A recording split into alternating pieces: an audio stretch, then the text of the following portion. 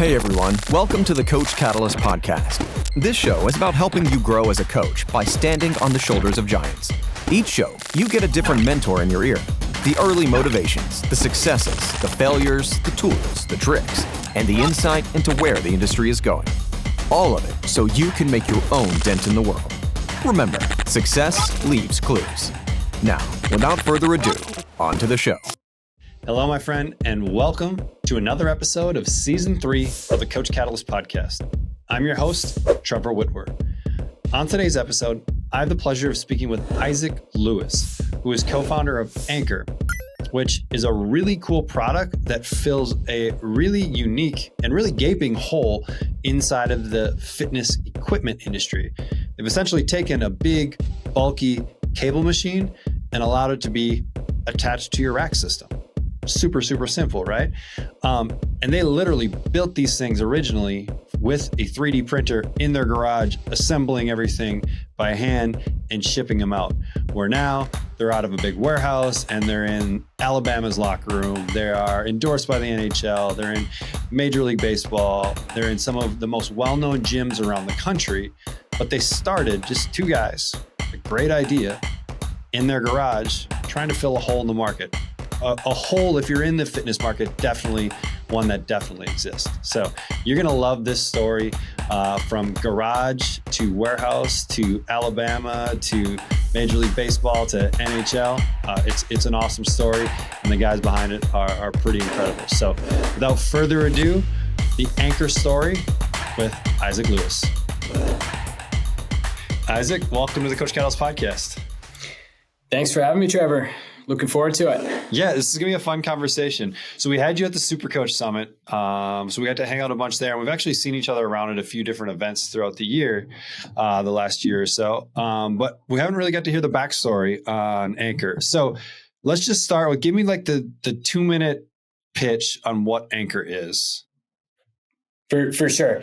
So Ancore, what we did was we took a cable machine that you think of at a regular gym or facility where it has the weight stacks, the pulleys, the pin, and imagine that big piece of equipment. And we shrunk it down into something that would fit in your hands and still provide a good, smooth cable experience. So for us, it was making a more accessible cable product was really what we went out to do. And that's what we did. And so it's something where you can now add a cable unit to any space, whether it's attached to a squat rack, a pole, a beam, a tree, a post, whether you want to mount it on a wall. Those are definitely the most common uses. And it really is meant to be a huge space saver. So it gives you that portability, that freedom of one, if you want to take it on the go, but really in a facility, it saves you space, allows you to set up more cable equipment if you're trying to get more equipment into a small space, help you with kind of a work capacity with having multiple clients in at once and wanting to give everyone access to that equipment. So think of it just as a super accessible version of a cable machine. So really just giving you extra freedom into how you can program and use cables. Right. And I've played with it too. And it's like, it has a really good feel to it. I would say that's one of the things that you guys have done really well with it is it has a good feel. And because how the mechanism works, you can pull really hard and you don't have any of the slack and the things that can happen from cable machines. And so was that kind of built in from the beginning? I would say that was kind of one of those things that became a benefit as we were doing the original models and the prototype with the mechanism that we did create. So the mechanism originally that we filed the patent on, it was basically a series of torque-loaded string mechanisms, kind of all interlocking and modular to create that tension. And one of the side effects was that, like you said, it's going to be very smooth, but it was really attractive to anyone in the performance world or anyone really just wanting to be able to easily program in good rotational power strength movements because, like you said, you can move the cable at speed.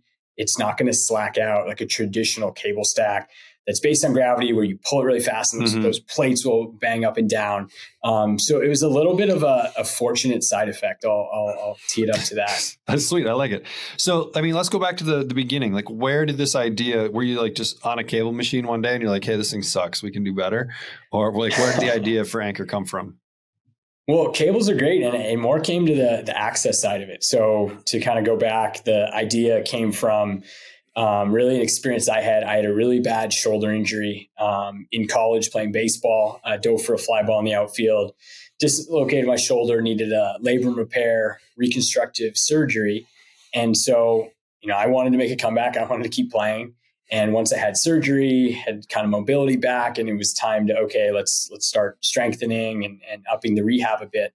The piece of equipment I used a ton with the athletic trainer at the college, it was a cable machine. And I always use cable machines, and anyone who's in the gym, you're familiar with them, you use them, but never really used them that much. But it was so great at that time because it was like, wow, this is way easier on my joints. I can change the resistance easily, not fuddling with other weights, and you can work in so many different planes than typical machine or free weights. So it was like, wow, this is great. And then the observation came, well, so great. Why does the varsity room only have like one good cable machine? And the athletic training room has one really old one. And it's like, well, they're awesome piece of equipment. Why is that? And it became, okay, well, what are they? They're really big. They're bulky. They take up a ton of space. They're heavy. You can't move them around. So you're really stuck where they're at. And they're really expensive, typically, commercial pieces. So it was like all those pieces of like, what are the barriers of why don't we just have more of these? Like, why does a weight room not have more? And it was really chalked up to those reasons. So that's where the idea came from. Like, hey, like it'd be really great to have all the benefits of a cable machine, but, could you take away those barriers? And, we use the word like, make it more accessible, like make cable training more accessible. And so basically, I sat on that idea for a bit and ended up going to graduate school at a small school just outside Boston called Babson College. It was a very like entrepreneurial school, and that's what kind of drew me to it. And one of the things we had to do in the grad school was pitch a business idea. And so I had this, sitting in my head kind of ripe, was like, I think this would be a great idea. I would want this. I think a lot of people would want this and buy this and incorporate this tool into their training for the reasons, that I stated around the barriers of cable training. And so I literally pitched it in that class. I met a classmate, Nathaniel, who's my co-founder today. And he had the same shoulder injury, same surgery, which is pretty funny. So we bonded over that. But he was a little more extreme sport guy in terms of his injury was from mountain biking accidents. And so he also happened to be an incredibly talented mechanical engineer. So that was his background. So he's like, hey, I think I have a design idea that maybe, could accomplish, that resistance in a small package. And so we started working together. He was from the Boston area. So he was sort of local, and he had a buddy in the town over who had an auto shop who let us he had a 3D printer at the time. So he let us use the 3D printer. We made kind of the first model, and that first model, super small, but it probably, had, 10 to 15 pounds of resistance. It could go maybe 2 feet, and that was it. And the mount we used was actually, if you're familiar with I think it's called a C-sucker. It's like a roof. It's like a piece for a roof rack of a luxury car. You can actually like suction cup a roof rack or like a bike rack if you don't want to actually put the rails on the car. And so we use that to like put it onto like drywall or this like bench at the time that was metal to try to just like mount it to something. And it was, looking back on it, it was terrible, but it was enough to get us excited to be like, oh, wow, like we could really maybe create something just, trying to fabricate something in this shop. And that's where we said, oh, like, what do people really want after that point? Even though it was such a primitive prototype. Well, I think people really need to adjust the resistance. I think we'll need to figure out a better mounting mechanism, but also we don't really know how people would mount it. So that came the idea of, well, is it possible to make it modular? Because we didn't know. Like modularity is a huge advantage, but at the same time, it was built in because we weren't sure, okay, where would people mount it? And could we make different mounts to adapt to different environments? And obviously make the cable longer. So there was kind of a laundry list of things we're like, hey, we got to improve. And so, the two of us said, hey, we really want to, see this thing through. I think there's potential. We would even show some local coaches, trainers, PTs, and the models, and they even thought it was neat. So the two of us, through that program at grad school, we set up shop in his dad's garage just outside of Boston. And we both chipped in a couple $1,000s to buy our own 3D printer, which was a high quality 3D printer where you could actually print, the entire product, and it was fully usable. So it's like, pretty rigid, pretty sturdy. But it took, I think, you could do 2.5 days to print one. You could do that in a 3D printer. Like you could literally, you could print the product. Oh, for sure. We actually sold some of the 3D print models early That's on. And crazy. that kind of gave us the validation of like, okay, how much can we charge for it? What are people willing to pay? And it gave us a way to just like build that easily in the garage with that and obviously other materials. And it was a huge credit to, Nathaniel, not just, being a good engineer to like design and do CAD. Like he knew, he's a mechanic, like he knows how to use his hands, materials, fabricate, get dirty in terms of in a machine shop and such. So, the two of us working together with a 3D printer and some other tools, like we were able to make those models to the point where NHL team was using a 3D print model even in the early days, and it would hold up and it worked. But the problem was it took like over 2 days to print one using those printers. So as you can see, not exactly scalable. But it gave us that, oh wow, like this works, and it also gave us the ability to like fine tune things. So it's incredible for prototyping. Obviously, not great for scaled production. So that really, got us to that point in the garage, and to the point where, okay, how do we scale it? And I'm from a town, Windsor, Ontario, in Canada, right next to Detroit. So it's huge, like auto industry. So, family, friends, everyone works, something related to the auto industry and tool and die shops. So they taught us how to design it for injection molding and which operations to use and production techniques. So, we kind of were like piece by piece trying to like, okay, get this thing to a point where, can we scale the production? Because early on, people were interested in the product. They really liked the concept of it. And there really wasn't a rack attached cable machine before. There had been some flywheels and other sorts of products, but never really turn your rack into a cable machine with this, separate external product that you could just mount to it. So it kind of, created a kind of a windfall in that space early on. And definitely the portability was a huge factor that certainly helped. So, we really started building them in the garage. Like we got parts in the garage. We had some neighborhood kids even helping us early on who were very handy, who were looking for, they would do the trades in terms of carpentry and such. And they were like, looking for some more hours, and they would help us, build units in the early days and do some of the inspections, and we would ship them out of the garage. And no one really knew in the early day, hey, it's coming from a garage, but, we really tried to do a good job putting everything together for just the two of us and, bootstrapping it and, realizing that, wow, like there are people interested in it. And it was simply like word of mouth in those early days. Until, you get to the point where you have bigger deliveries coming and they're asking if you have a forklift to unload the truck when it comes in the neighborhood. And, you're in Boston in February with a sloped driveway and trying to, bring something down with a pallet jack. And that was to the point where, we obviously quickly moved into a shop space in the nearby town and outgrew that space, within even a year, and moved to another facility. So we're in our third facility in the last 5 years, and still do all the assembly and build in-house. A lot of our reinvestment as a small business has been into engineering because, we've made 2 generations of product. We're definitely going to continue on that and keep adding to the kind of the mounts and ecosystems, but definitely, want to evolve the product, and, we got to make it better. Because definitely we know, hey, it's not perfect yet, but it's definitely been awesome. And kind of in between that period, the word of mouth growth in the sports performance world was huge. So like when we were still in the garage, we had one early customer who had introed it to through, I think, a Zoom consulting call with the New Jersey Devils at the time. And at the end of the consulting call about some other training technique, just said, hey, have you guys ever seen this product? And he started playing around with it, I guess, on the Zoom. And right away, Devin McConnell at the time from the Devils, he reached out to us. They got the product. A bunch of their players wanted it for their home gyms.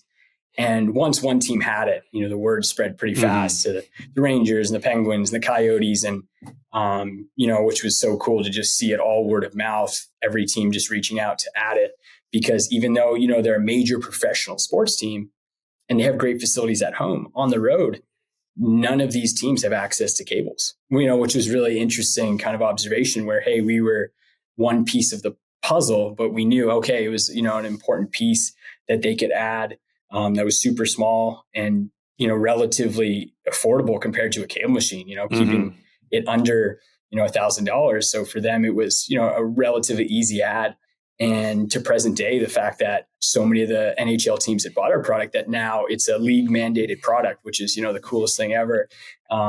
That, we got a letter from the executive vice president of the NHL that they sent out to all the teams saying all 32 NHL arenas have to have Ancore available for the players to train with as part of a league equipment standardization protocol, because so many of the teams had already bought it and were using it that they just requested the league, said, hey, like, we're bringing this to all the arenas. Can it just be set up, ready to go in these kind of small locker room spaces for us when we travel to each team? So things like that were, incredible for us as, as a small bootstrap company, that we were getting all this, rapport from different places, and certainly some very strategic, strength coaches in the industry that, like locally here, Mike Boyle was one of the early customers and supporters, and people found out from him, and then Eric Cressy and all these different individuals who had been just using our product, and simply, it would fit one piece of the puzzle. And for a lot of them, it was like a capacity thing, saying like, hey, it would be great to have cable machines over here, but don't really have space, or I don't want to make my athletes or clients go from this side of the gym to the others. If they could just, stay at their kind of pod space and create a cable station there. So there's these different areas where we learned, hey, our product kind of fits a different need for, different customers. So it was really neat for us early on, of kind of that word of mouth journey of how people found out about us. And, that's kind of a quick in the nutshell of, just hitting on a few of the many things that obviously happened in between to get us where we are today. But, still building and assembling all the products in-house, and everything, is behind me, done behind the wall here under one roof in terms of the testing, fulfillment, machine shops back there. And then the front of the house all sits here too for, customer support and such. But yeah, Trevor, that's kind of, the very quick, like early days. There's definitely a lot of like nitty gritty, stories and things that happen to kind of bridge the gap. But those are some of the, the really quick, highlights that, I got to mention. The Super Coach Summit by Coach Catalyst is. The Super Coach Summit by Coach Catalyst is. The Super Coach Summit by Coach Catalyst is. The Super Coach Summit by Coach Catalyst is room for opportunity. It's badass. It's fucking awesome. Over-delivered. They talked about it, and they definitely did it. Is amazing. It's just been invigorating. Is exemplary. It's phenomenal, and just a great time with great people. And you feel like in Ohana, you feel like a family. It's unreal. Is awesome. What will help separate the 1% from the 99% is a really well thought out event, well conceived, well planned, and well executed. It's such an amazing event to be at in order to grow your business and network with other professionals. It is top tier. It's one of the best I've been to in the business. It's been unbelievable, and I'm just excited to finish out the day here and keep making connections. It's an event that you will be very happy that you have attended, because next year is going to be even better than this one. Is freaking badass. If you're not here, you're missing out. See you next year.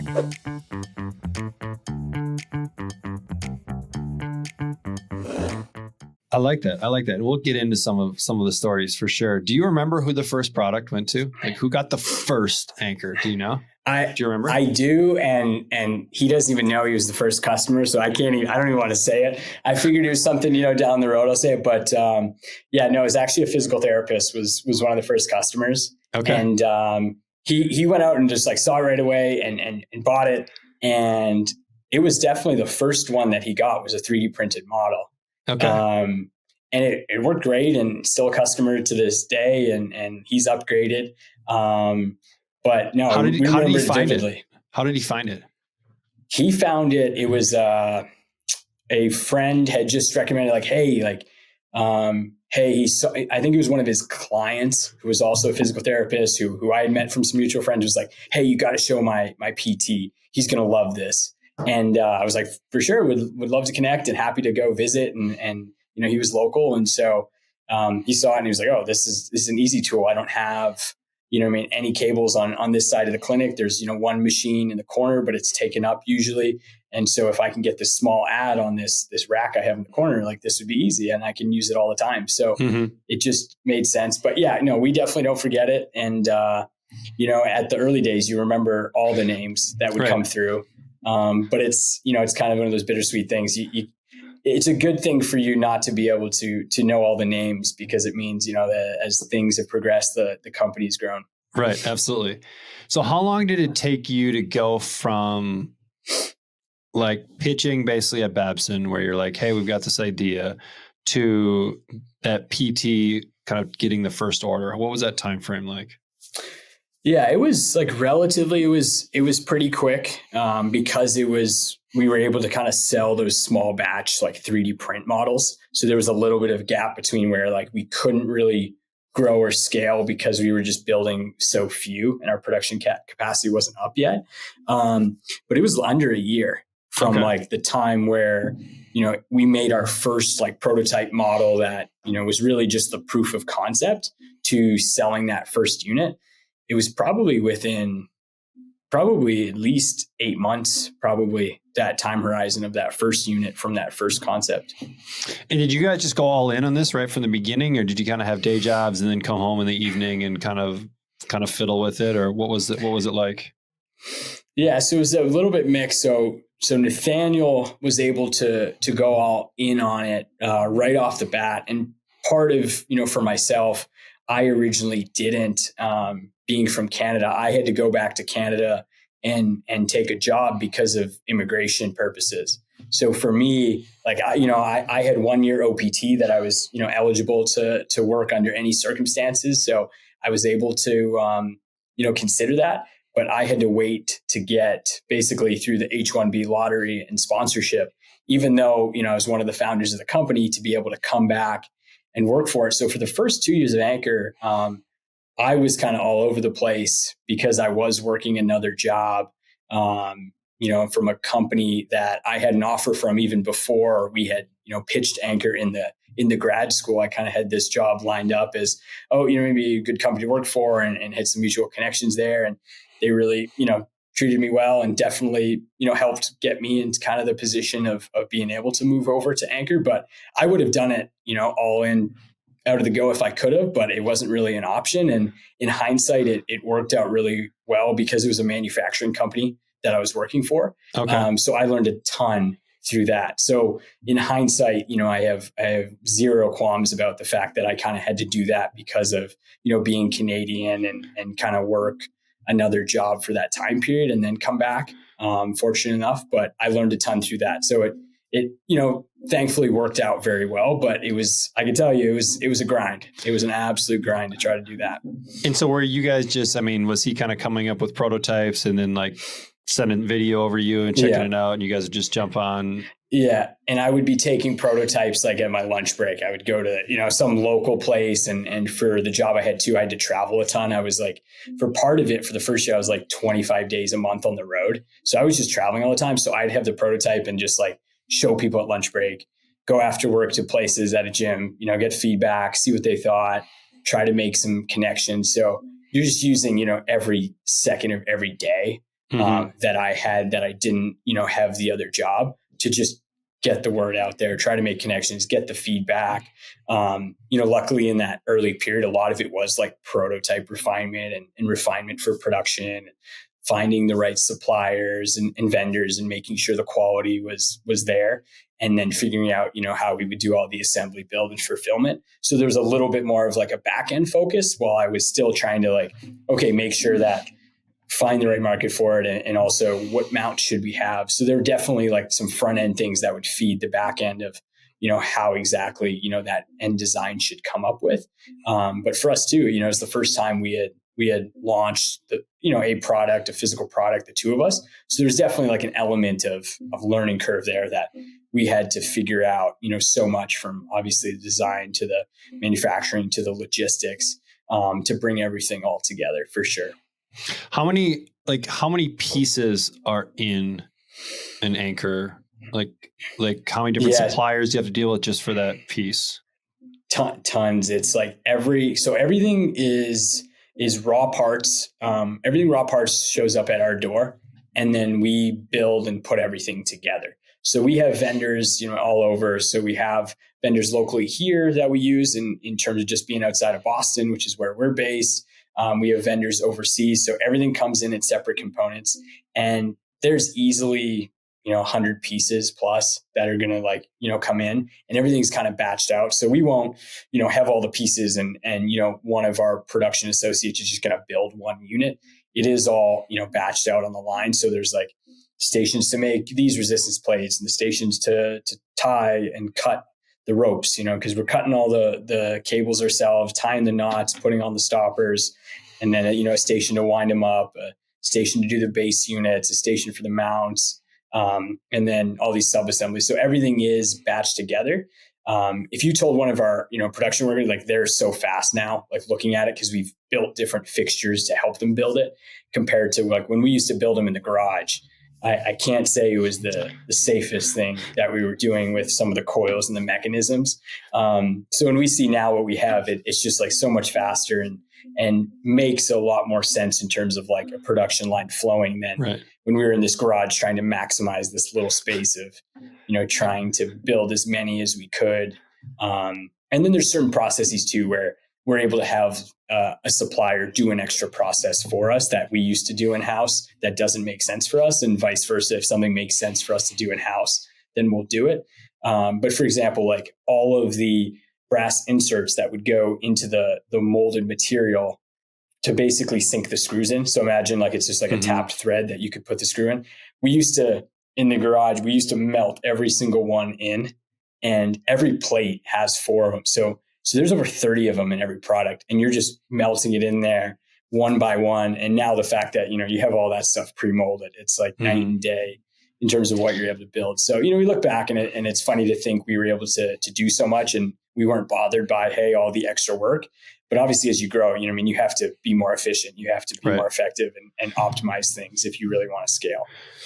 My favorite part of the event is... Favorite part of the event was the networking and the community. It was fabulous. The energy and the quality of the speakers and information. So I'd say like the highlight of the event, obviously the speakers have been amazing, but the networking has been great. The community here, the people, and just those lunches and dinners and hallway conversations. And the presentations have had a big impact in terms of things that inspire me and inform me. So a lot of good things. The coolest thing about the Coach Catalyst event that I've experienced is one, like Kane, Trevor, and Coach Cap, the energy in the room, the videos, like that stuff matters as far as throughout the day when you start getting tired. People don't realize it. I would say the best part of the event so far has been the connectivity between the people that are here. It's been comfortable and it has felt very pressure-free. I like the eclectic lineup, which is different than most other conferences. There usually is like a theme, and this is pretty spread out, which I appreciate. So there's a lot of people bringing a lot of different methods and modalities to the table. Coach Cab was probably my favorite talk. His energy, the way he speaks, the way he holds himself. I love anything to do with athletes and sport, and if I can take those principles and apply them to business like Coach Cab does, it's unbelievable.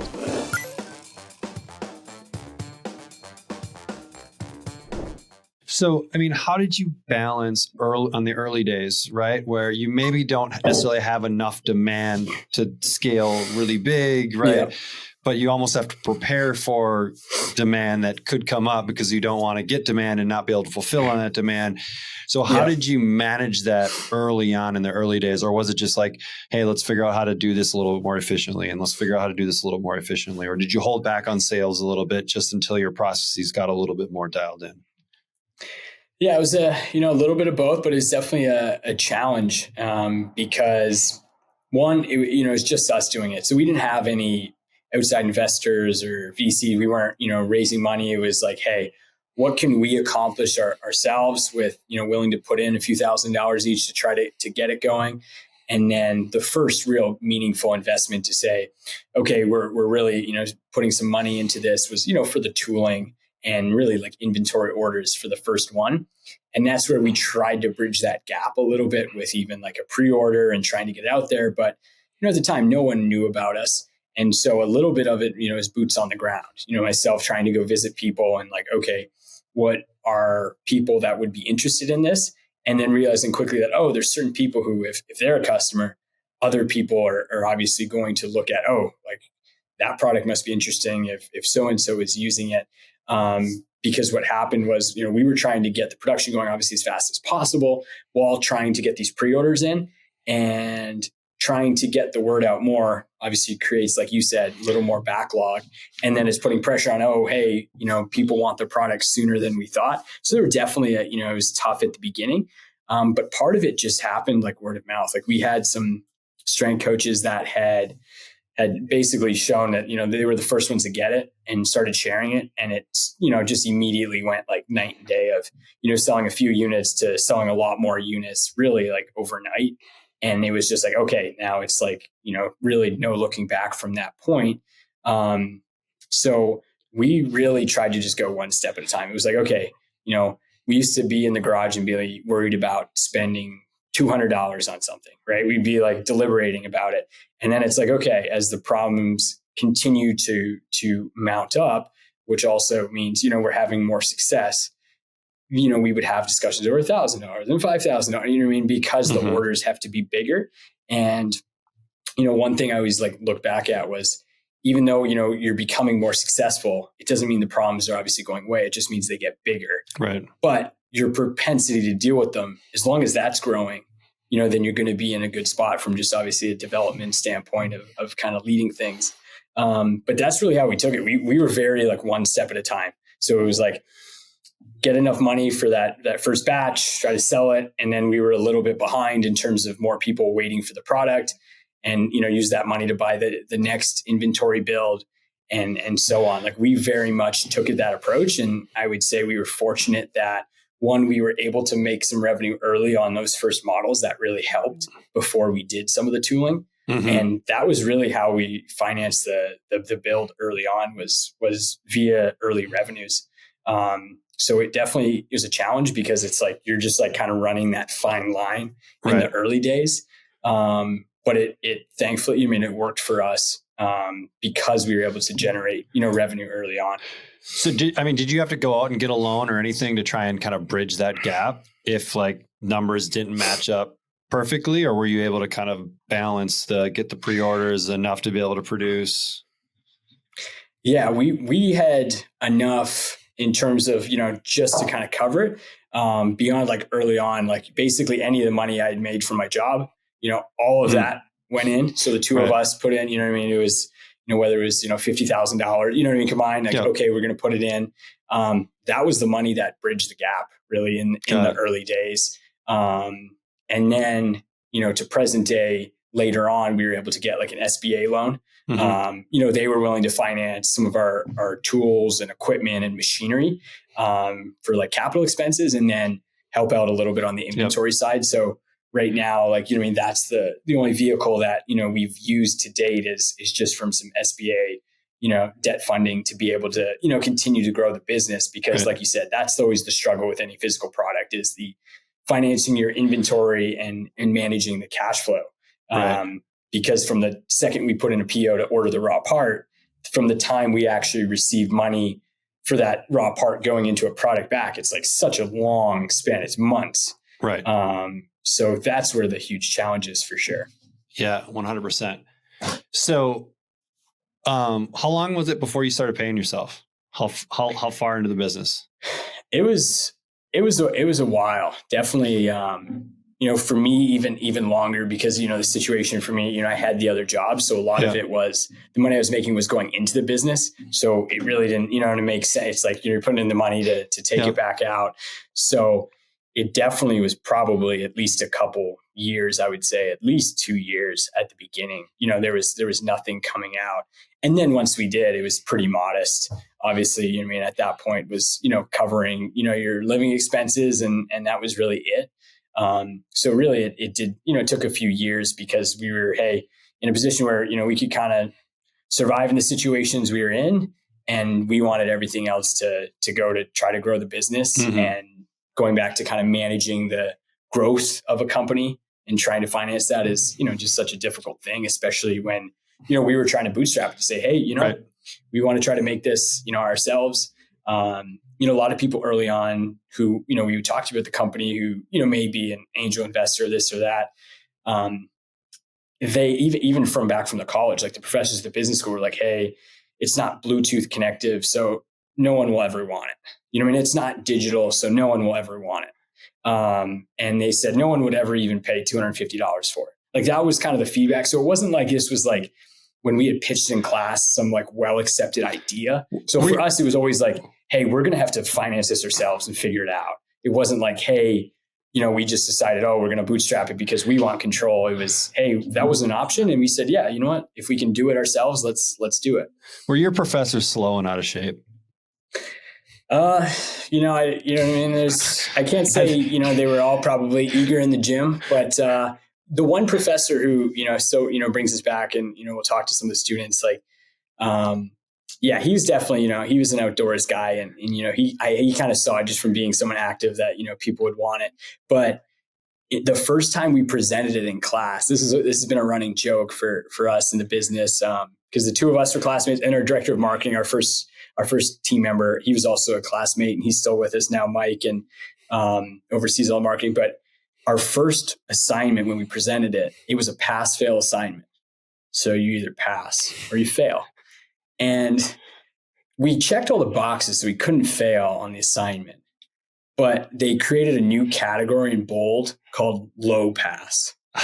And it was kind of like a little bit of a hit at us. And, we kind of used that as I think a chip on our shoulder, and since day one when that happened in class that, I think people would really want this product, because that was one of the things that was feedback for us. The professor said, hey, you're basing this too much on your own experience. How do you know that other people actually want it? And obviously it was completely off of my experience and knowing that, hey, like, there's other people who definitely have this shared experience, and not necessarily just an injury, but the fact that, hey, there's these spaces that definitely would use a cable machine if it was either more affordable, right, more adaptable, or it fit into a smart package. Like, those were the premises we were going off of. So that's always something funny to look back, and kind of ties into, the way we obviously funded the business in the early days was, a little bit not necessarily by choice, but the fact that we were able to get it off the ground, we've kept it that way.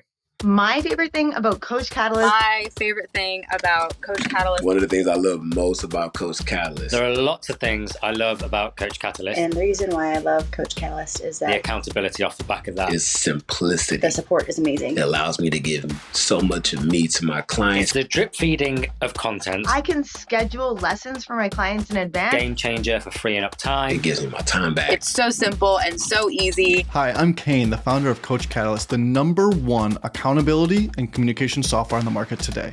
We help coaches just like you keep their clients accountable and scale their business beyond what they've ever been able to do before. So if that sounds like something you want, let's take a look at how we can help. So Coach Catalyst was built on the 4 C's of coaching. Those are content, communication, community, and consistency. So for content, you need to go beyond just workouts and deliver the whole experience for the client so they get the results they deserve. For communication, you need to own your communication. If you don't own the communication, you don't own the client. So make sure you stop texting clients and use a centralized platform. For communities, get off of Facebook groups and take ownership over your social group with Coach Catalyst communities. And for consistency, the foundation of all results for clients, we took the best-selling book Atomic Habits and built all these fundamentals right within our app that's going to guarantee to get your clients the best results possible. If you want to start using the 4 C's with your clients, content, connection, community, and consistency, make sure you run over to Coach Catalyst and start a free trial today. Yeah, I mean, a piece of it too is sometimes if people aren't in the space, it's hard for them to see that. And you being in the space and knowing that the market, I mean, this isn't a small market, like pretty much the entire fitness and sports market. And so like, yeah, it's really interesting that your idea was kind of poo-pooed on really, really early on. Because I mean, if you're in the space, like you look at it, like a cable machine is like $6,000, like $8,000, and maybe 2 people can use it at one time. Right. And like, there's nothing cheaper than that. Like there just isn't, unless you want to like, do the flywheel and like put free weights, and it's just kind of like a janky setup. And so, yeah, I think it's great. And I think the product's great. So how did you get it in coaches' hands early? Was it just like put it in a package, put a bow on it and drop it off at doorsteps? Or were you like knocking on doors and did you say what up to Boyle one day and be like, hey, check this out. Yeah. I made this thing. Yeah. A lot of it was trying to, visit in person and get feedback. It was just honestly going in and like, hey, we want to see if, this is something that, you would use in the facility and really, try to, like, I guess, one thing I'd learned, is really trying to take a relational approach to it of like, even if I knew if that person would say it's not a fit for them, the chances are if, I accepted that and was just kind and respectful of that they would probably, if I asked them to point me in a direction of who they thought it was a good fit for, they would make an introduction for me to go to that next doorstep. And that was really how we kind of found people who were a good fit and that they were receptive to it and excited and interested in it. And that was really how it got going, was, one at a time, those relationships, and everyone, would get easier after the next, but it was those first few that were very, challenging, just because you kind of don't know what to expect. And also too, you're whether it's a gym owner or a clinic owner, you see a product you've never seen before. That definitely can be a little daunting too. But where we went was we looked for people who wanted something that they had never seen because they knew no one else had it too. Like those are the people that came first, were the people who they wanted to be the first one. They're like, they wanted to have a product that was on the edge, that wasn't seen before, that they saw an advantage for. And we could immediately kind of see when someone would try it for the first time, it would be like, oh, wow, like I did not know it was going to feel like this. And oh, it's this much resistance. And wow, it's that light physically. You knew right away, like, okay, for us, it was like sports performance, strength conditioning.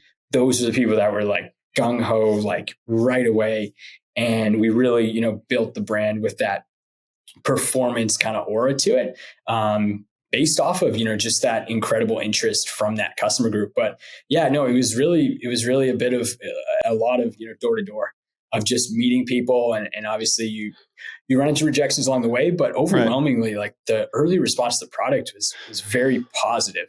And I think part of just to that, relational approach of like not trying to necessarily sell it to them on the spot either. It was really like, hey, do you want to see it? And then, they'd be interested enough to ask to buy it. And then once someone is asking to buy it, it totally shifts, the conversation.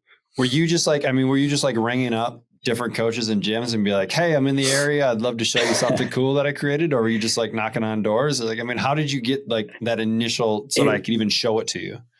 Yeah, a lot of it was trying to go referral to referral, like warm introduction. Like that was what we found. Like if we could get, like, it was really like the first person was my co-founder's dad worked out at the gym. Okay. And so that was, Tim DiFrancesco, and he was there as strength coach. And then he had the unit, and it was him. And at the time, Matt Ibrahim was there, these trainers. And then like, okay, they knew so-and-so, and they would just connect me to them at like, hey, like this is a cool product. Like we're going to introduce it. So he was a great early supporter. And then we'd go to the next one and go visit him there. And definitely, a lot more of them were local. We'd get connected to a few further out that, we'd try to, okay, this person's really good. And, we had to kind of have a fine line of people trying it out, just because too, we didn't have the ability to just like send out a ton. One, because, we didn't have a ton. And two, who knows if they're coming back at that point once you send them out. So it was trying to like have these close, warm relationships where we knew like it was an authentic person interested in the product. But a lot of them locally was like where it started. Hence, trying to build a good rapport. And the Boston area definitely has a lot in terms of, facilities and strength conditioning. So we were very fortunate that there was a good community here just to kind of get that initial basis going. And then once there was a handful of coaches there, it's just, it really was the power of word of mouth and social media that they wouldn't even necessarily make like a dedicated post about it necessarily. It would just be like in the video, and people would ask, hey, what is that? And that's how we'd kind of get that ripple effect of every coach showing, hey, like this is a new tool I have, and others being, really, really curious to learn, what the heck is that thing? Right. Were there any tipping points or call it a viral moment where like someone posted something or something happened that all of a sudden you just like woke up and saw that you sold a ton of them overnight and now you got to figure out how to fulfill this? I would say the biggest one was definitely in the early days, because we were still in the garage then. And that was Mike Boyle. When he posted about it, we definitely realized too, like how dense his following is in terms of, he's been around for decades, and, incredible career, an incredible, community and following that he's built. And so, he had seen it originally from a different strength coach, and he reached out to us. And then I told him, hey, we're local. And I was like, do you want me to come do a demo? And so I went and did a demo. He really liked it. MBSC, they bought a few of them. And then once they were using it, he was obviously getting people to ask about it. And he's like, oh, I'll just make a post about it and share. Like there was no like contractual partnership. Can you pay to post? He's just like, oh, like people are asking about it. I'll just show them what it is. And I remember, I think I was there too. And he's just like, had one of the coaches hold up the video, literally in 2 seconds. He's like, hey guys, this is an Anchor. I put it on the rack. Here's how it works. And just one take and just fired out the post. And that was it. And realized how many people, were clicking on our stuff and learning about it for the first time through him early on. Like that was where we were kind of like slowly growing before that. And that we saw definitely like a step function change in terms of, people onboarding with the product after, seeing him post about it. Pretty funny moment to look back on, but boy, he was an incredible supporter. So we definitely, very grateful for him helping us out in the early days. And that's how it's kind of all the other steps have grown. It's just other coaches being willing to just post it and share it. Simply because, we just didn't have the capital to put behind influencers and sponsorships and partnerships where, we just didn't have cash to be able to do that. And it was really the fact that so many of these strength coaches were willing to just give a testimonial because they're like, yeah, I genuinely like the product and I actually use it. And I do believe it's valuable. And they give us the testimonial or, would share it online. And, that was just, absolutely incredible for us to, be able to grow. And, the network effect definitely was real. Right. That's awesome.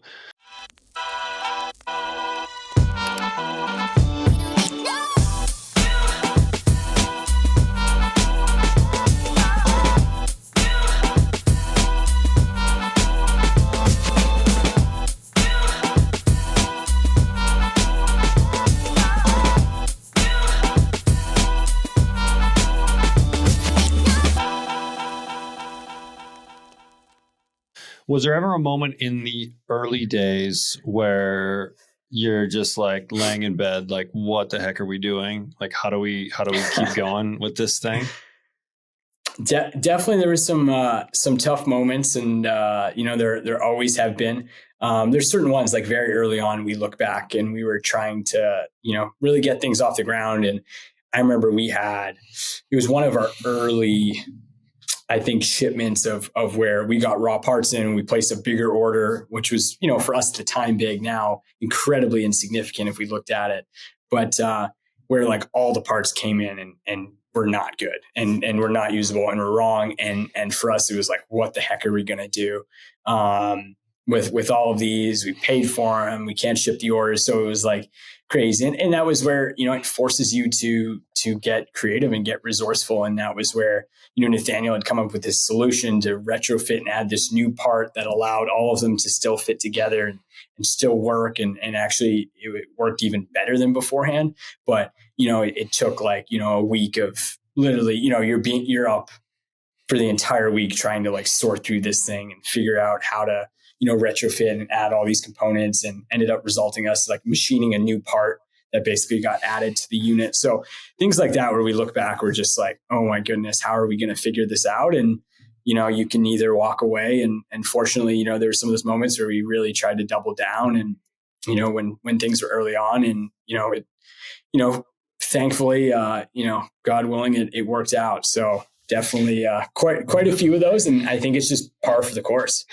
I mean, was it just a belief in like, hey, the industry needs this. There's nothing like this. We need to figure out a way to make this work, or was it something else?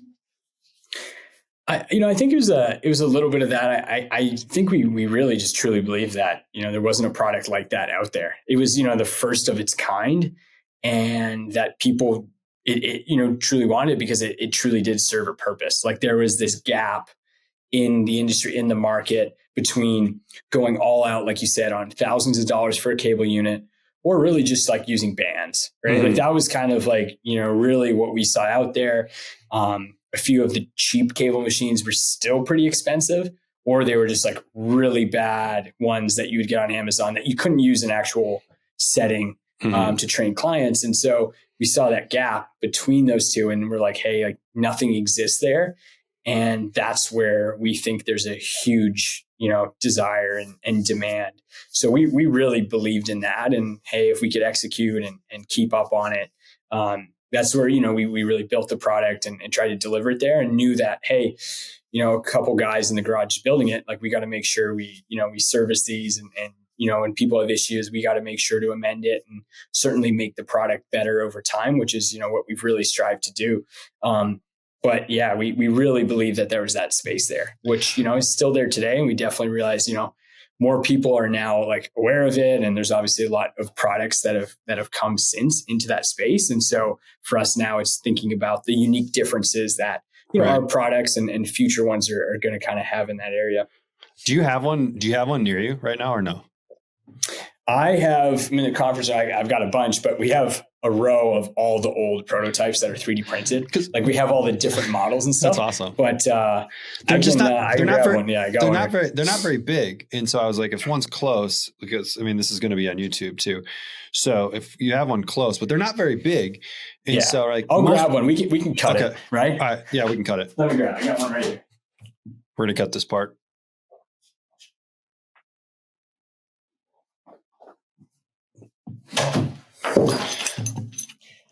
There's too many of these in the building here to not grab one. There's just, we got all over the place here.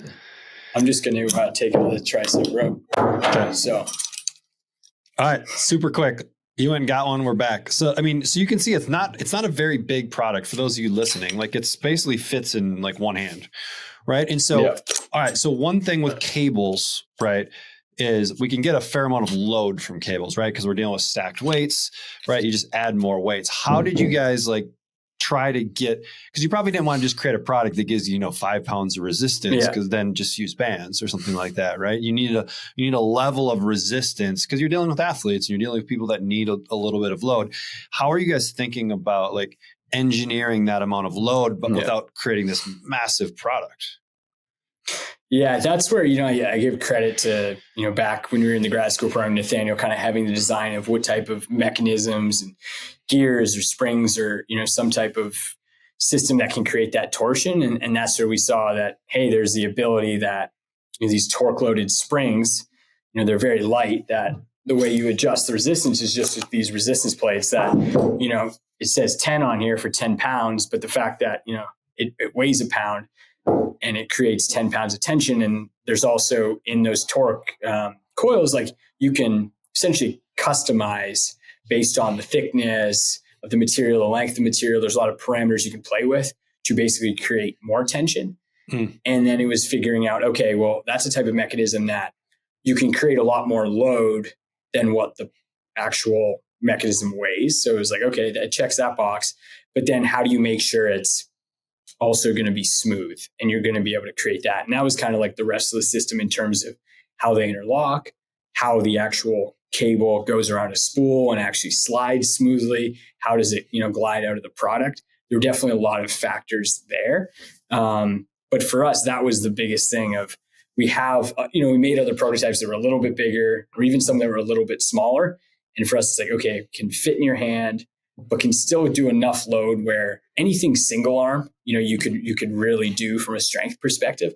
Obviously on a single product, if you have two hands, most, strong individuals can do a lot of weight with a low row or lat pull down. And that's not, the primary use for like a single unit, but anything from a single arm use, that was kind of the parameter we're saying like, hey, and it was on, was it heavy for us and the early people that would test our prototype, right? Like that was the original like surveying of, is this going to be enough load for someone to realize that, hey, I'm getting an experience that's much more similar to that cable, right? But is, still has that, really shrunken footprint. With the current generation of the product, how much load can you get in one mechanism? Yeah, so you can go up to 65 pounds of 1-to-1 tension, and that's where it definitely feels a lot more than people think, because it is 1-to-1 ratio. And what that means is on a typical cable stack, sometimes it's 2-to-1 or 4-to-1, because of the pulley advantages that are set up in the system. Whereas ours, it's like a true resistance. So it's definitely usually a lot more than people feel. And then the product altogether is going to weigh less than 9 pounds physically, but generate that. So the 60 pounds feels like a 60 pound, like you're moving a 60 pound dumbbell. 65. Right. Okay. Interesting. And when you guys first launched, was it 60 or did you guys engineer up to that? So we had that amount, and it's a little bit like a speed limit though, because technically on the product, like It's just with those modular resistance spikes, you could add more. Like there's technically no stop to it. However, one of the things we kind of put that speed limit on is because we don't know what people are going to attach it to, right? So we rate it for that because some people put it on a tree or a fence post or, things that we don't know. Like we know approximately how strong that squat rack's going to be or that wood structural stud. So that's kind of the parameter. Obviously, is tough in the facility on there for people, but how heavy have you cranked this thing up in the facility? We've gone pretty heavy. And that's why it's tough is because, we have to, set basically a blanket statement regardless of where you are. We know the product could go higher than that. Right. But it's a matter of one, keeping it consistent for all customers. Two, realizing that, hey, like it still is a lot of resistance. And that's what most people are surprised with that, we're actually, pretty satisfied that, hey, that level of resistance is really good for the product. But definitely, in the future, we'll be, addressing and potentially, adding to some resistance for sure. And it probably limits a little bit of liability where you say, hey, this is where this can accommodate all places. If you want to go more than that, you're kind of at your own discretion, at your own risk on how you and operate. Part of it is just like wear and tear too. Like the cable is a replaceable part. So over time, if you use a ton of normal wear and tear, we do cable replacements, pretty, normal. However, if you're, using it at heavier loads, obviously it does wear down faster. But we realize too, like most people aren't even maxing it out most of the time. It's almost like, hey, people want to know they can, go higher if they need to. But for the majority of the movements, whether it's like a chop or a lift or powerlift press, like different things that people are doing, they aren't even using it at the max load, a fair amount of time as well, which is always tough to balance, right? Because some people really, they just want to see that high upper number, even though 75 to 80% of their usage is going to be in that halfway to 2/3 range. Right. I want to know how fast the car goes. I don't necessarily want to drive it that fast, but I just want to know that I can if I really, really need to. Yeah, kind of thing. You got it. No, I love it. So when you guys first launched, what attachments, because that's an interesting piece of this is the attachment thing. And so when you first launched, was it just like a wall attachment that went with it, or what was the first attachment? Yeah, in the early days, we came out with a few. So one was that we learned very quickly that people really liked attaching them to squat racks. So we kind of doubled down there. So one, you could attach to a squat rack, but also we had like an industrial Velcro strap where you could put it around really any like pole, column, tree, any sturdy fixture. And then we had a wall mount that would be designed to go into like a wood stud. One was like stationary if you just wanted it at like a specific spot on the wall, or you could put like 3 spots. The most popular for the wall was a sliding track. So, you just put in this stud and you'd be able to slide it on a 6-foot rail up and down. And then as well in the early days, we had actually a door mount, which we had brought out and we ended up discontinuing. It was like popular, people liked it, but it was very complex to build at the time. Okay. And so much of our early audience actually just wanted the rack use. So we said, hey, we're going to table this for right now, had a waiting list, and unfortunately, probably won't bring that back. But we ended up building more recently like a full prototype to like essentially if we wanted to take it to production. And the problem is that we just don't know how strong someone's door is. Yeah. Like it's just too much of an unknown. We built the new door mount prototype. It was like rated for thousands of pounds. So we wouldn't be worried about the mount breaking. It's that some doors are super solid, but some are, someone has kind of a light plyboard type door, in a basement or something, a partially finished basement. And like, it would just pull it right out. And that was the issue, is that we just can't understand whether, your door is going to be strong enough. So for us, it's just like too much of a guessing game. Unfortunately, I wish we could do it, but unfortunately, you have to make certain product safety and liability decisions. And that was one where, the majority of our customers using it in a facility or mounted to a wall, if they do want a permanent setup, that's where we have to, kind of keep our focus. Is the squat rack attachment still the most popular one? Definitely it is. And we have like 2 different options. We have that strap mount, and then we ended up coming out shortly after with a fully machined metal, what we call the rack mount, where it actually goes through the peg hole. And then we patented this really quick adjuster knob on the back. So you don't actually have to like thread the bolt that goes through the peg hole, you have a quick adjuster action. So it's really just a half turn, slide it off. So it allows you to move the unit up and down. And those are definitely, I would say, people really, really like those ones. They are definitely like a higher end add-on because it is fully machined metal. So it's a pretty solid piece. But yeah, that definitely has like the super, super fine, quick adjustability that, we were happy with the way it turned out. Right. I'd recommend this to any coaches or even clinicians out there that are looking to build a business around a product that they already really believe in. As a brand new user, just being sold on the streamline of being able to put everything in a centralized location, anyone that is just fumbling with Google Sheets to Facebook messages, group messaging, text messaging. For anybody that wants to be able to coach their clients, many times you use different tools and resources, and when you're trying to manage that, even on a Google Sheet or on regular technology, you're limited on duplicating the data over and over. I think if I'm gonna, recommend the app for anyone, it's me myself. If I want to take my business to the next level, so definitely looking to do that in the near future here. Everybody can really benefit from it. I use it in the rehab sphere, but I also utilize it in the training thing. You can do the same thing with nutrition, right? There's so many uses for it. For everybody, coaches, clinicians, anyone that kind of works in the industry, chiros, PTs, trainers. This is one simple solution that we can create to all of our users and all our clients. So if you want to create a way to systematize your business so you can scale, I have not seen a better product for that.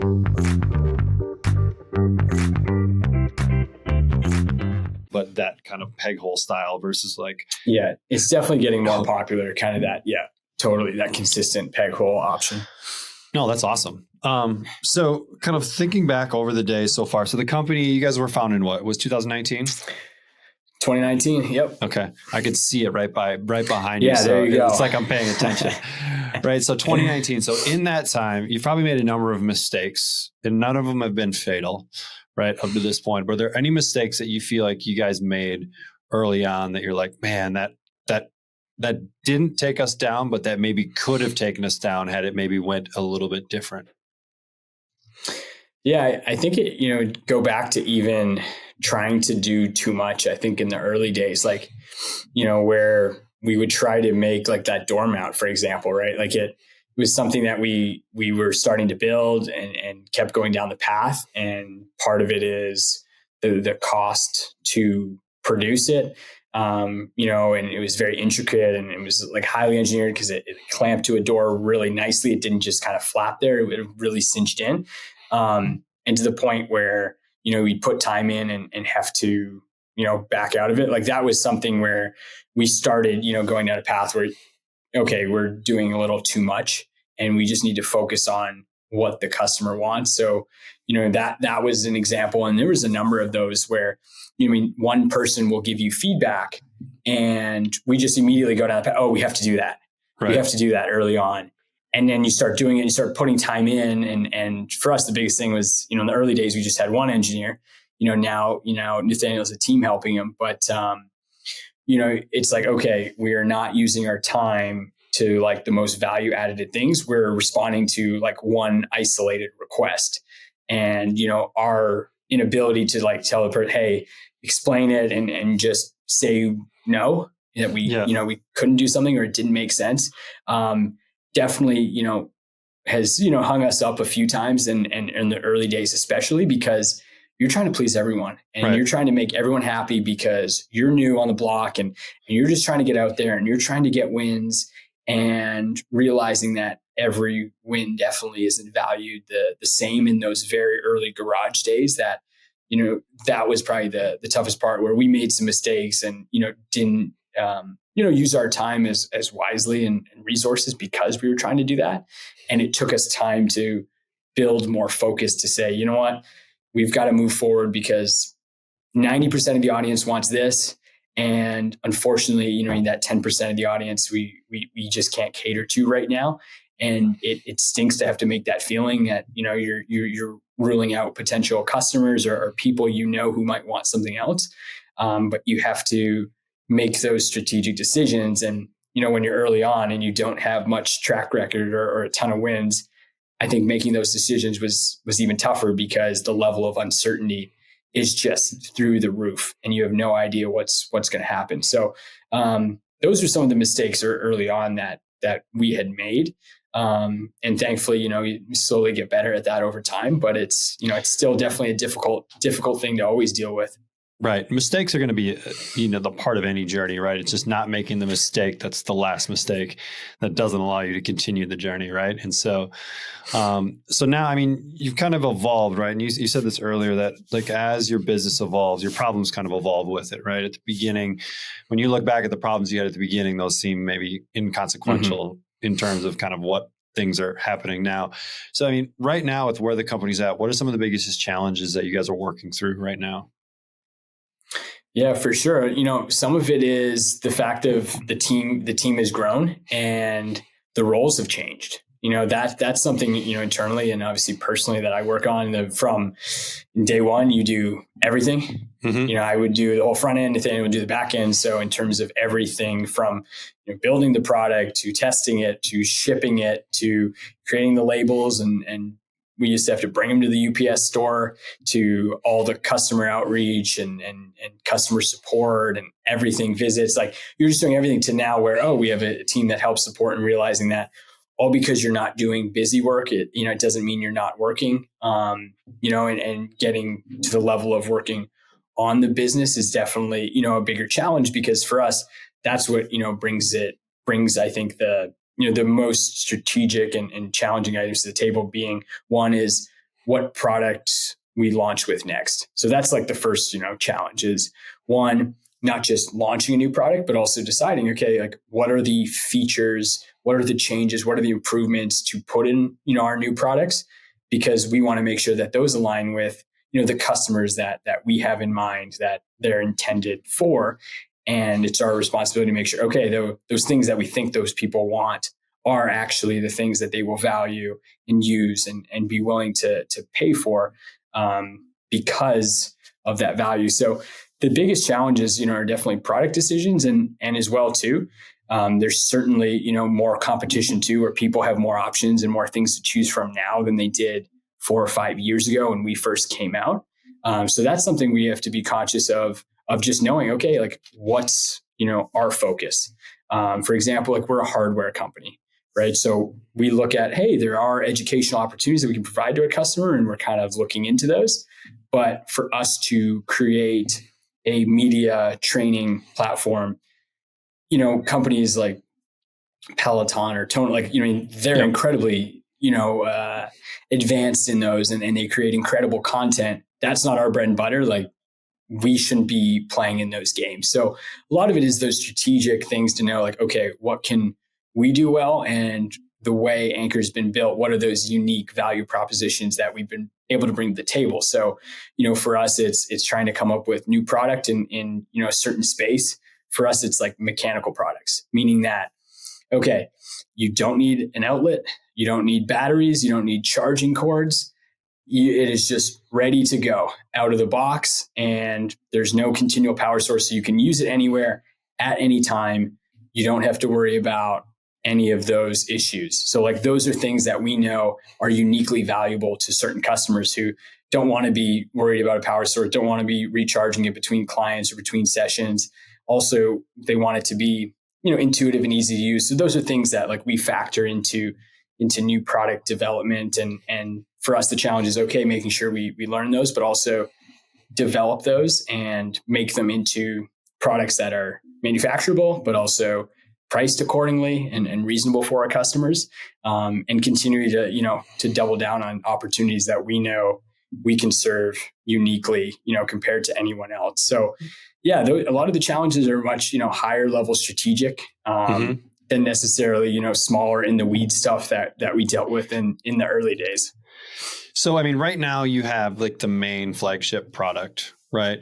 And then it's accessories and that kind of stuff. So do you see, let's say in the next 5 years, Anchor having kind of a suite of different kind of products that all play in this kind of mechanical realm? Yeah, for sure. Definitely. And, the next product we come out with, we've looked at different, patents that we've filed now on completely different, mechanisms to generate that resistance and to say, hey, are those able to really scale into different products? We definitely know there's more room to make a a variety of different cable units, whether they're more commercial based for heavy use or even, a more fitting, home consumer model. Definitely see those in both avenues, as well as making other products. Like you said, like we've definitely had requests to make like a sprint resistor trainer, you know what I mean? One that would have tons of length for sprinting in a field scenario. But also having that smaller form factor, not being super heavy, and not costing thousands of dollars. So there's definitely ideas that, a lot of customers continue to give us feedback on, which we appreciate, that kind of help us understand, okay, there's a lot of different ways, if you get the technology right, to start to kind of reapply that, to different solutions for the customers. Yeah, that makes sense. Hey there, coaches. Are you ready to take your coaching game to the next level? Get ready for an unforgettable experience at the Super Coach Summit. Join us at Reston, Virginia on August 24th and 25th. Where top-tier coaches from the best in the industry will converge to share insights, strategies, and inspiration. And here's the best part. Lock in your spot with our super early bird tickets. Don't miss out on this limited time offer to save big and secure your seat among coaching's elite. Connect, learn, and grow alongside the best in the industry.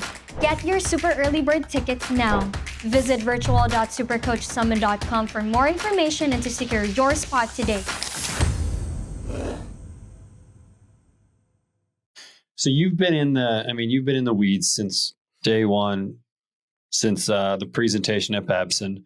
How have you had to kind of grow as part of this company and as like a human being in order to evolve your role from, the do-it-all guy to now having a team and managing product and managing strategy and that kind of stuff?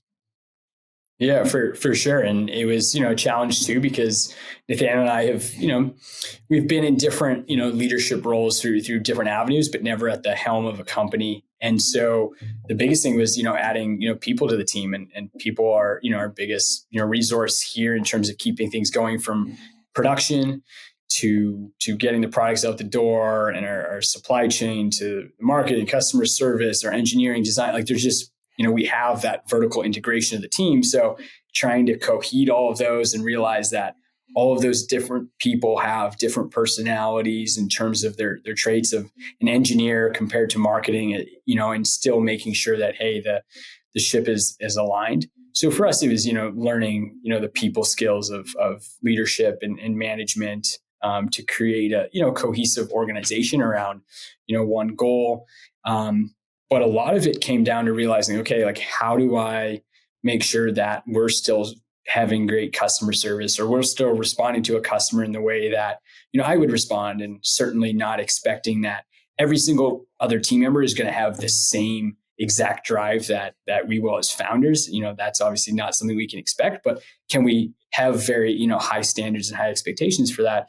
And that was where, we kind of wrote out, a list of values and principles of, hey, here's the values and principles of how we communicate with each other, with customers. And if you're keeping these things in mind, then you're not going to go wrong. And that was like, until we kind of put that system in place, allowed us to, Nathaniel and I, especially myself, to start to like think about, okay, I don't have to worry and kind of oversee this area as much, because this is in place and this is how our team's going to operate.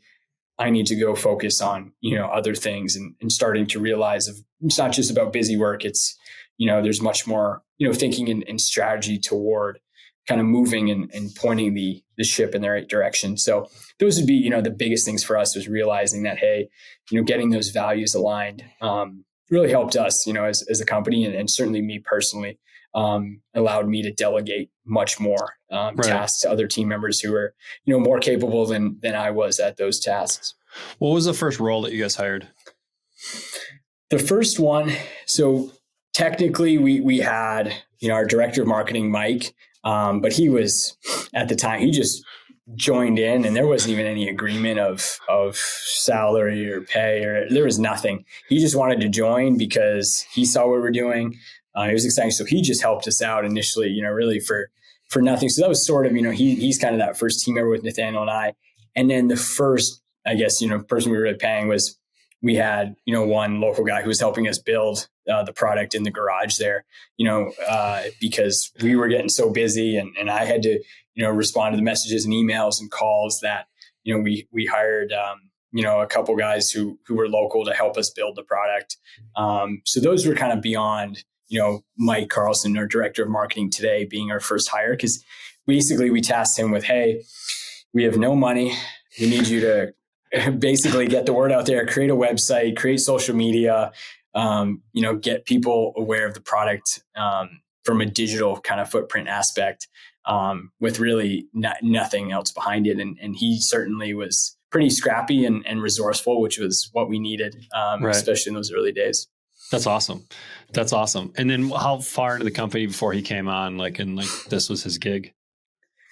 He was probably doing, just that even on the side for probably, I don't know, it was a little less than a year even. He was probably doing it for 9+ months, kind of just ad hoc before it really formalized. And because he was kind of in and out, he's from Denver, but he went to Babson with us. So he briefly went back to Denver and then he came back, within, like I said, that many months. And we had created a full-time position for him. And he's the true, first team member of Ancore.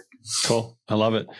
So, I mean, any story isn't a story if we don't get the story behind the name of the company. And so are there any good stories behind the name and how you guys came on Ancore? Yeah, for sure. So first off, the garage we started in was in a town called Swampscott, Mass, which is right on the coast. So it's right on the water. Okay. So the garage is right near the water there. And so there's some nautical theme just because of that. It's, an old shipping, sailing, area in the north of Boston. But then also there's a ship's anchor outside, nearby the water there, right near the garage. So we kind of had that nautical theme go on the Anchor. And then we changed the spelling to with the core back there because it gave it that, kind of health strength denotation. But we really liked it because the symbol of an anchor, you think of a ship's anchor, it when we drop down, keep the ship in place, kind of like your anchor unit. You can mount it to the squat rack. It'll stay in place, but you can unmount it, move it somewhere else. Same way, you raise your anchor on the ship, move your ship elsewhere. You can drop the anchor again. You can mount our unit again. So we really love that denotation and just the symbol of an anchor, and that, our product function in that capacity of, hey, you can mount it to different things. You can move it though, but it's still strong and sturdy, and an integral, useful piece. So that was, kind of the background on the name, and we loved it. And then obviously that health denotation came at the end, but it really rounded it out, and we all loved it. Was it pretty quick and easy? Like, you're like, hey, what should we call this thing? And someone looked out the door and was like, Anchor, let's call it Anchor.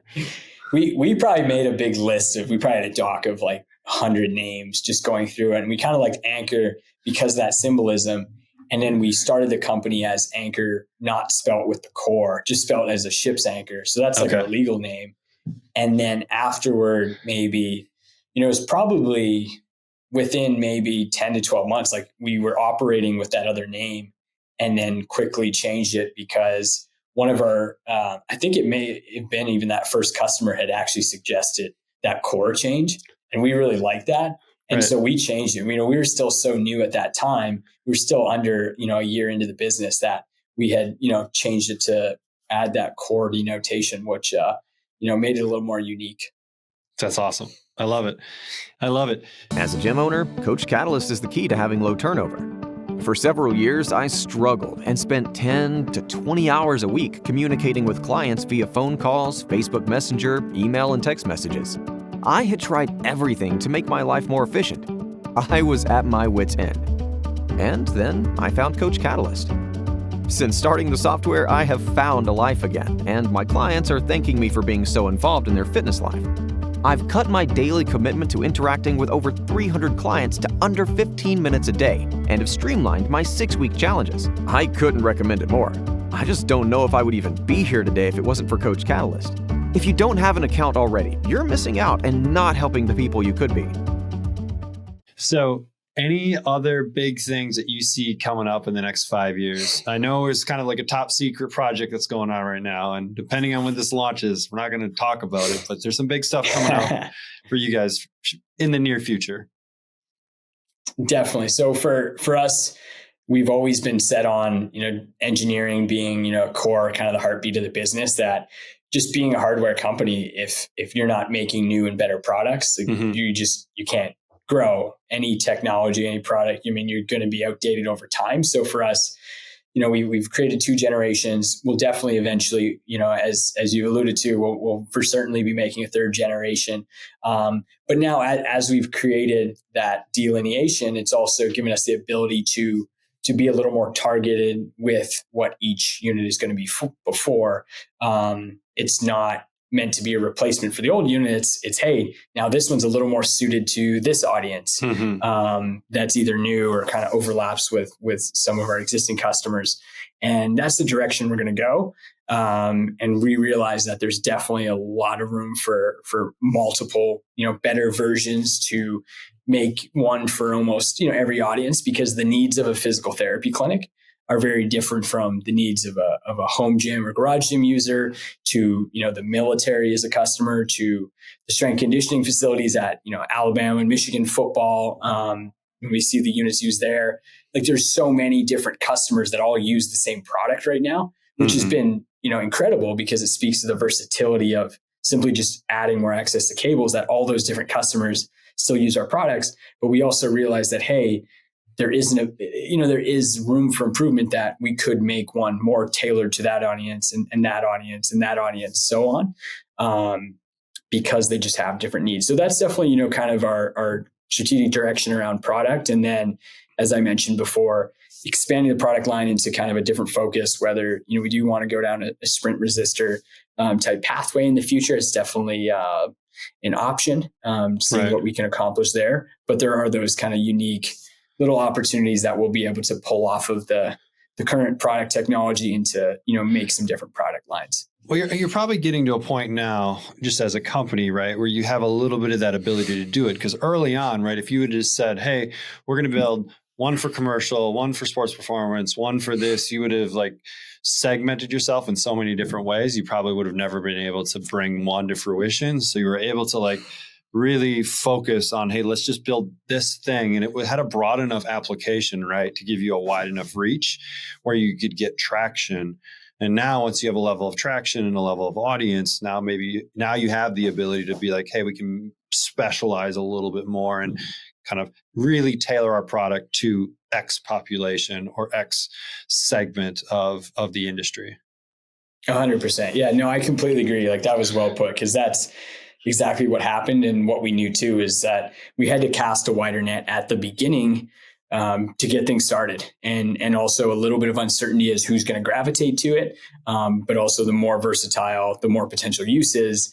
And now, like you said, with all those different learnings of what each, kind of customer base needs, and kind of, it's almost like we have like a list of all the different features, and then, we have the different customer base, and we know that, okay, customer base A prioritizes feature 1 very differently than, customer base B. And, you start to realize that and put that together, and it kind of, like you said, fuels that specificity over time. But it was totally necessary. When I look back at it, if we tried to do that out of the gate, it wouldn't have worked. And, one of the things we really focused on was that used by the pros model, because that was our early customer base, was, the professional teams and high level, athletes, because it's a little harder, if we went all in on home gym, which was never the intention, but obviously it's a great home gym product, to sell that then to the pros. If we went and, Alabama football is a customer now,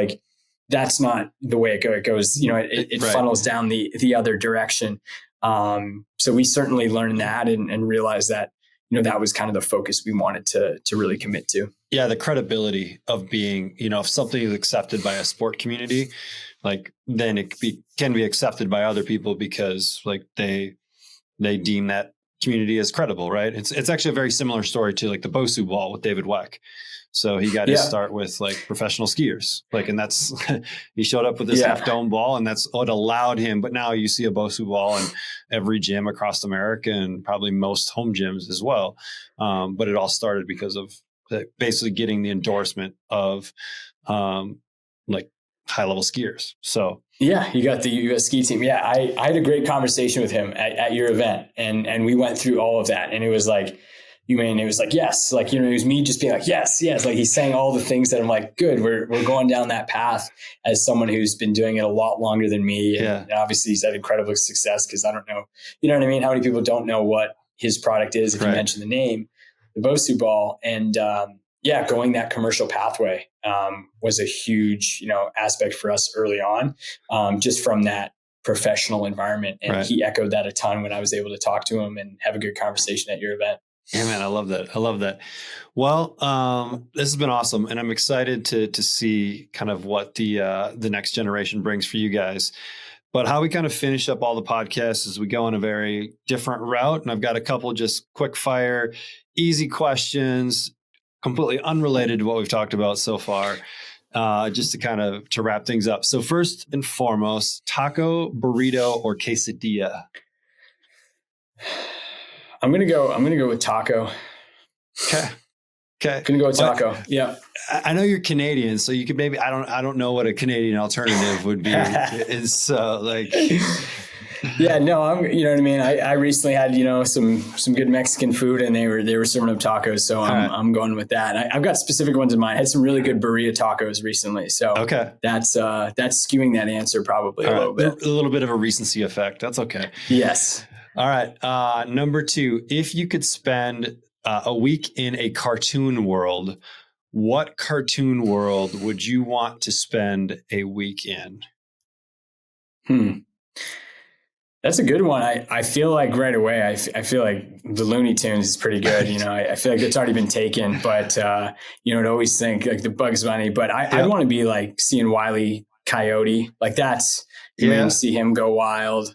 That would be pretty funny. But no, I love that show as a kid growing up, and just the humor of it. So I'm going to go with that. I love it. And do you have kids right now? No, I do not. Okay. Not yet. Eventually, one day. So you're not into the new age cartoons yet. Like I don't know the new age cartoons. That's the problem. You'll get there. All right. Last one. If you could have dinner with any person, past or present, who do you want to break bread with? Wow, that's a good one. That's a real thinker there. Wow, sure. You've got me here. I'm like thinking of a number of different ones, and you could throw a couple out if you want to. Like who do you feel like would be a fun conversation? A fun conversation. Well, a couple things. One was as a kid, I always I wish Ted Williams could teach me how to hit. Being a baseball guy, that was always one. If he could give me some hitting lessons, I certainly would have loved that. So I'd give that one from more sports purview. I like it. Not necessarily from a life or a grandeur one, but that was always one as a kid. My grandfather would always talk about Ted Williams, and so if it was a hitting lesson, I would go with him. I love it. I like it, man. I like it. All right. So if people want to find out more about Ancore, maybe even go grab one, what are the best places on the internet to go do that? Yeah, for sure. You can find it at our website, ancoretraining.com. So that's ANCORE training.com. That's where we have everything. And then otherwise, to get in touch with our team, hello@ancoretraining.com is the email. My email is isaac.lewis@ancoretraining.com. People can reach out to me direct as well. We're always happy to chat with folks and learn about anyone who's interested in Ancore and how we can help get them set up and learn more about their space. But so pretty much everything, majority of our business is direct. We've got a few, great partners as well. But that's where the majority of people find us. Cool. And are you active on socials or not too much? Same thing. All of our handles are at Ancore Training. So ANCORE Training. Instagram definitely is the most popular one that we're on, and the account that's the most active. Cool, man. Well, I appreciate you hanging out and tell us the story. Sweet. Well, Trevor, thanks so much for having me. I enjoyed it and sincerely appreciate it. So thanks so much. Absolutely. Thanks so much for listening to another episode of the Coach Catalyst podcast. If you are a coach looking to do more for your clients than just workouts, give Coach Catalyst a test drive. Try it for 14 days. Jump on call with your personal strategy coach, Ashley, and see how easy technology can be, all for free. Tell them Trevor sent you. Until next time, keep changing lives.